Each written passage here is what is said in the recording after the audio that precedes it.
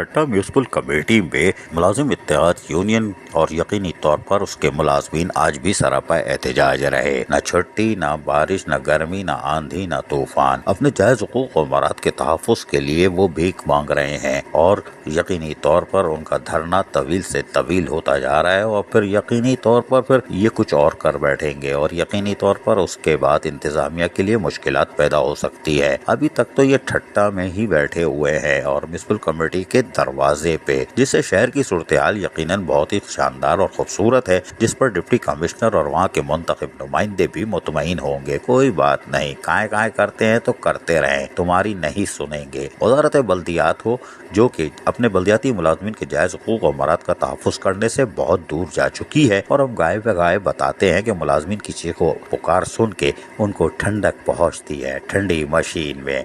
चलो, हमारे लोग अभी जिंदा हैं, आवाज़ें आ रही हैं, कोई बात नहीं। लेकिन ठट्टा म्युनिसिपल कमेटी के मुलाजमीन अपने जायज़ हुकूक और मराद के तहफ़्फ़ुज़ के लिए आज भी सरापा एहतजाज रहे और ये नायत शाह कह के आ रहे हैं। सुनिए जरा इन्हीं की ज़बानी।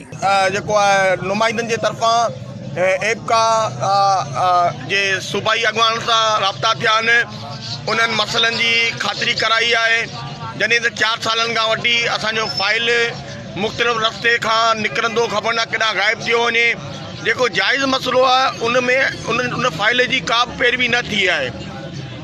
ऐं हिन वक़्तु जेकी असांखे सूरताल आहे, असांजे एपका सिंध जे दोस्तनि, ज़िले जे दोस्तनि खे MP MNA तरफ़ां जेको इहो पैगाम मिलियल आहे, उन्हनि खे इहा चीज़ क्लियर थियल आहे त हिननि जा मसइला आख़िरी मरहले में आहिनि ऐं असां जेको आहे हिननि जा मसइला हल करणु चाहियूं था।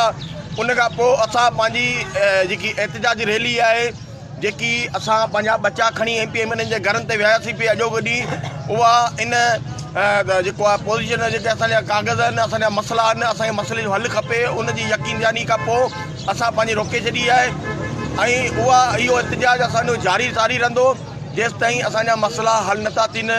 असां पंहिंजो जाइज़ मसइलो, जाइज़ हक़ घुरूं था। को बि ग़लति असांजो मुतालबो न आहे। जहिड़ी तरीक़े सां हेल्थ डिपार्टमेंट खे जेके अलाउंस रुकियो वियो, उहो कोरोना जो जेको अलाउंस रुकियो वियो, उन कोरोना जे अलाउंस जा असां बि हक़दार हुआसीं, जेके असांखे न पियो ॾिनो वञे, छो त असांजो गंदगी ऐं जरासीम सां वाबस्ता जेकी वर्किंग आहे, उन में इहो अलाउंस जा हक़दार असां बि हुआसीं।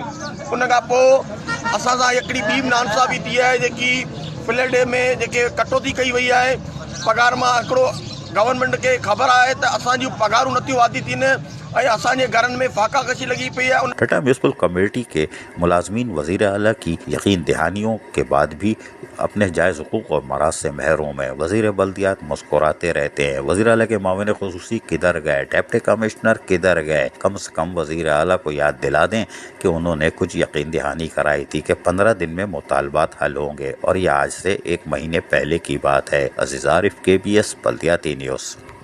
ऐसी ही खूबसूरत वीडियोस फ्यूचर में हासिल करने के लिए रेड बटन पर क्लिक करके और बेल आइकॉन को प्रेस करके हम सबके सब्सक्राइबर बनना मत भूलिए।